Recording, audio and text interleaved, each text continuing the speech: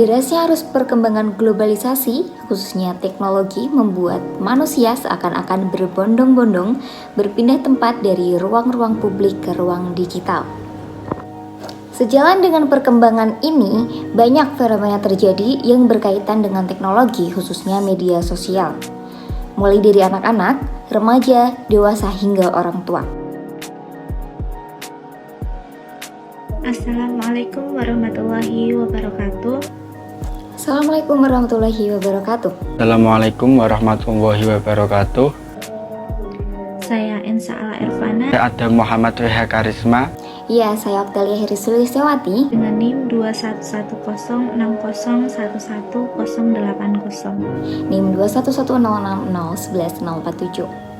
Dengan NIM 21106011131. Di sini saya akan menjelaskan materi tentang konsep teori psikoanalisis menurut Sigmund Freud. Salah satu kasusnya adalah kecanduan game online. Analisis kasus kecenderungan game online pada teori psikoanalisis menurut Sigmund Freud. Bagaimana fenomenanya? Mari kita simak.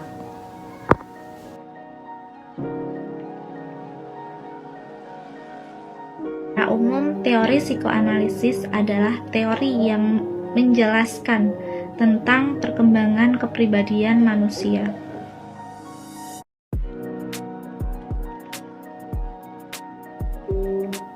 Konsep dari teori Freud yang paling terkenal adalah tentang adanya alam bawah sadar yang mengendalikan sebagian besar perilaku. Teori psikoanalisa memiliki 3 fungsi teori. Yang pertama sebagai teori kepribadian, yang kedua sebagai teori analisis kepribadian, dan metode terapan atau penyembuhan. Jadi, selain sebagai teori yang menganalisis kepribadian itu sendiri, psikoanalisa juga menjadi teori terapan sebagai penyembuhan dari analisis-analisis tersebut. Sumbangan Freud dalam teori psikologi kepribadian ini sekaligus sumbangan dalam teori kepribadian yang kontroversial.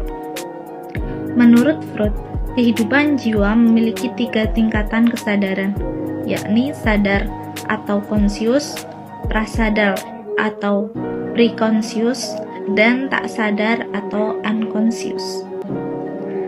Teori psikoanalisis menjadi teori yang paling komprehensif.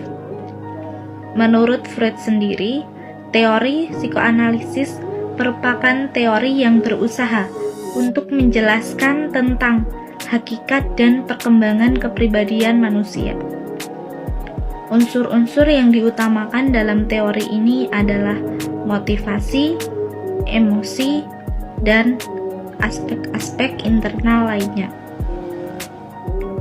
Teori ini mengasumsikan bahwa kepribadian berkembang ketika terjadi konflik-konflik dari aspek-aspek psikologi tersebut, yang pada umumnya terjadi pada anak-anak atau usia dini.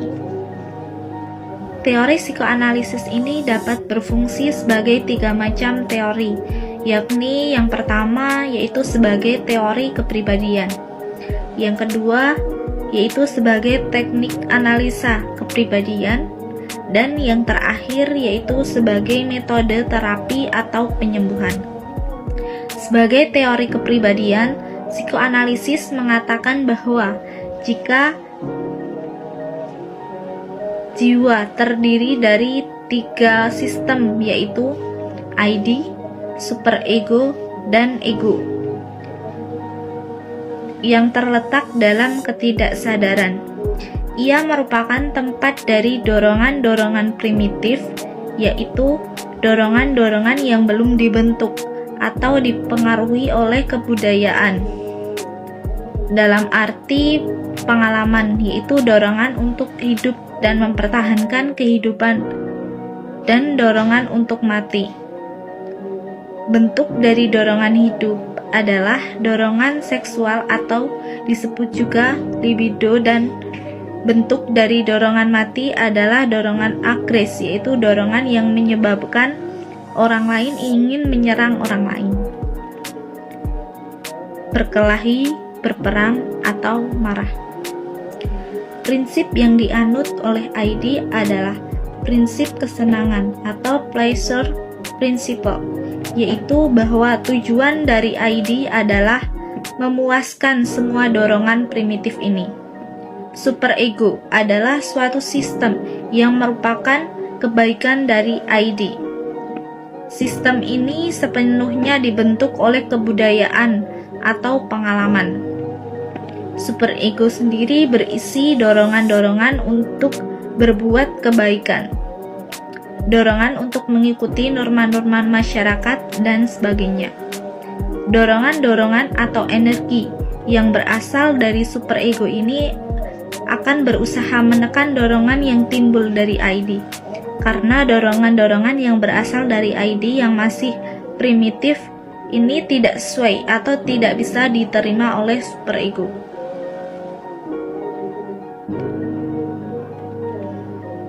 Disinilah terjadi tekan-menekan antara dorongan-dorongan yang berasal dari ID dan superego.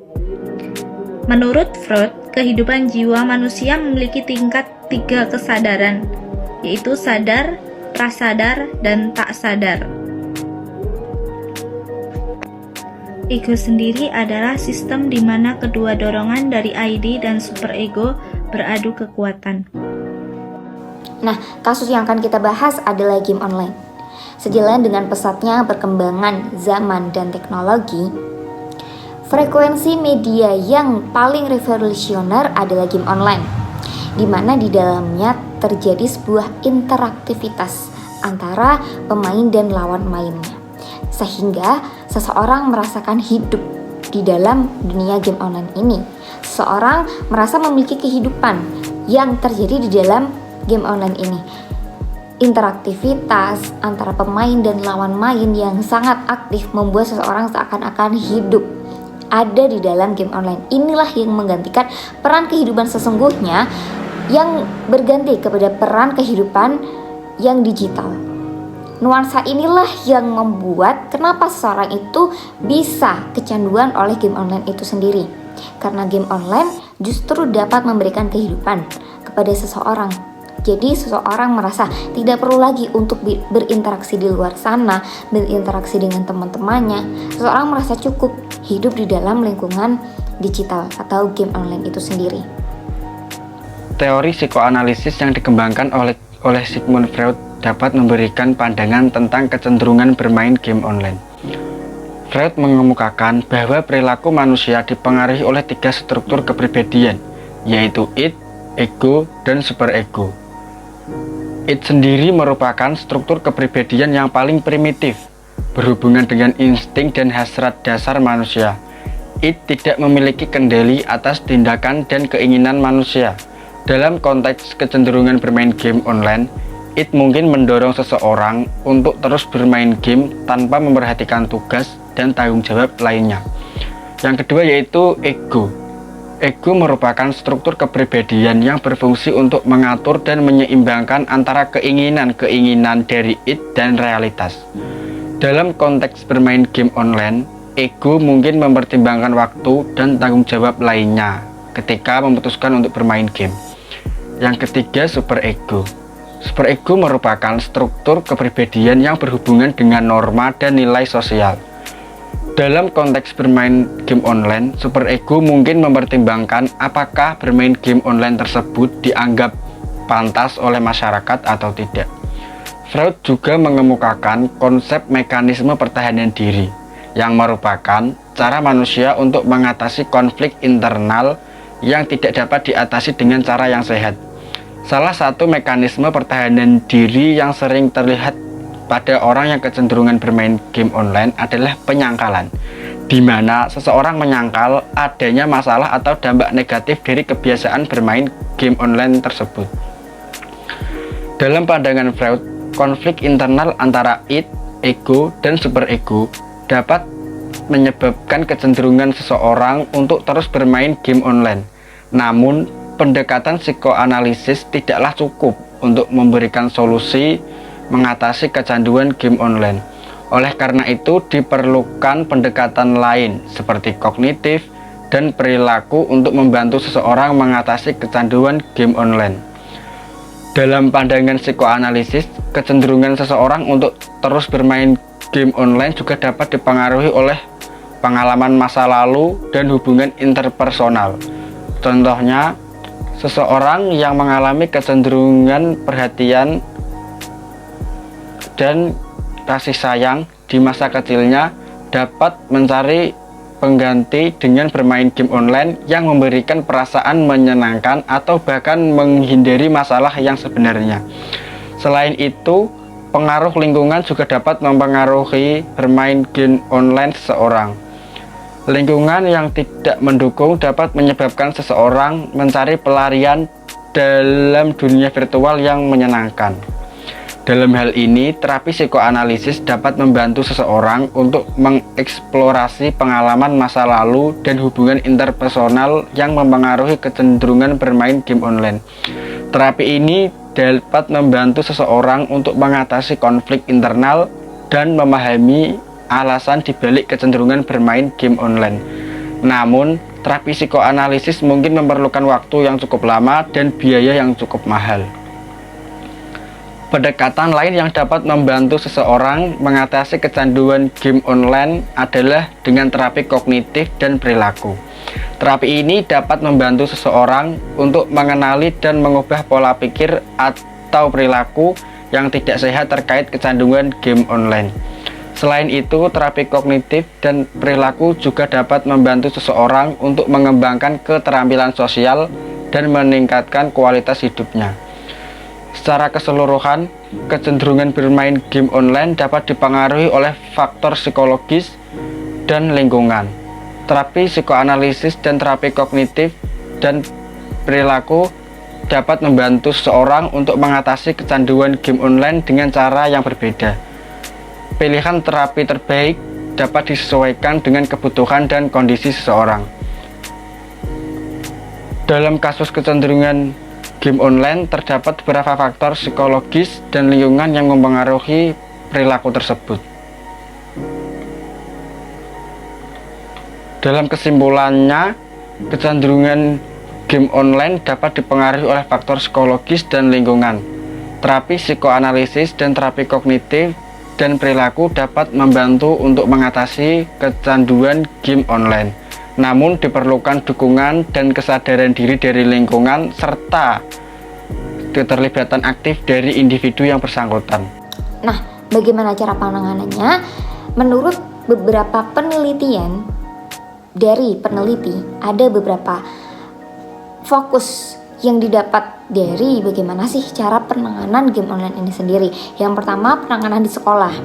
Nah, pihak sekolah dapat memberikan sarana seperti menyediakan guru bimbingan konseling. Apa gunanya? Gunanya adalah untuk menganalisis anak-anak yang memiliki kecenderungan berbeda dalam beraktivitas sosial. Ketika si anak memiliki aktivitas sosial yang berbeda atau cenderung lebih diam atau cenderung susah untuk berinteraksi, itu bisa ditangani atau dianalisis oleh guru BK. Jika terdapat indikasi dari penyebab adanya game online itu sendiri, maka sekolah dapat memberikan penanganan cepat. Yang kedua adalah memberikan workshop, seminar atau pelatihan yang isinya adalah pengertian mengapa sih game online ini bisa menyebabkan kecanduan. Selain itu juga sebenarnya masih ada dampak positif dari game online sendiri selain dari dampak negatif. Tapi setidaknya sekolah dapat memberikan peringatan antara berapa banyak sih presentasi game online ini yang menyebabkan dampak positif dan dampak negatif, dan bagaimana cara menghindarinya.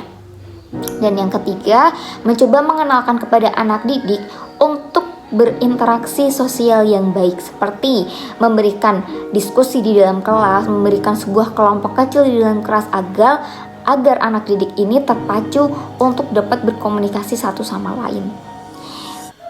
Selanjutnya, tentunya pihak-pihak sekolah ini mengamati dengan betul bagaimana gerak-gerik anak didik di dalam kelas. Ini hal yang paling dapat mudah terjadi karena guru dapat berhadapan langsung kepada anak didik setiap hari, maka dapat terlihat, oh si anak ini cenderung pendiam, dia cenderung introvert atau extrovert. Ini bisa dianalisis dari sini.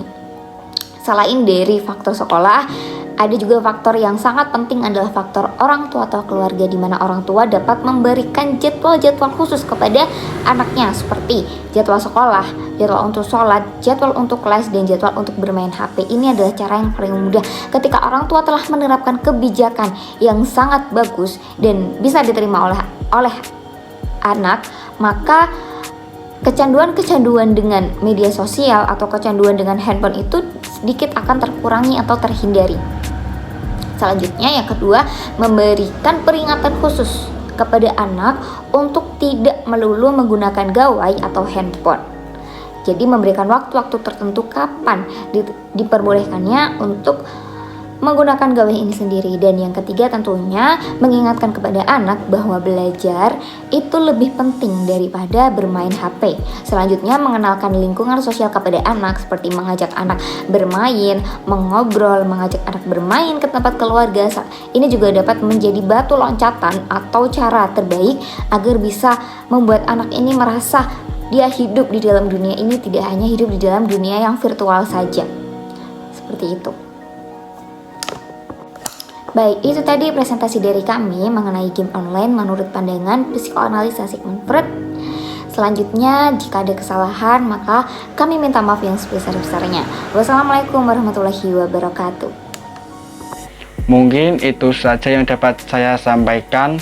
Kurang lebihnya mohon maaf. Wassalamualaikum warahmatullahi wabarakatuh.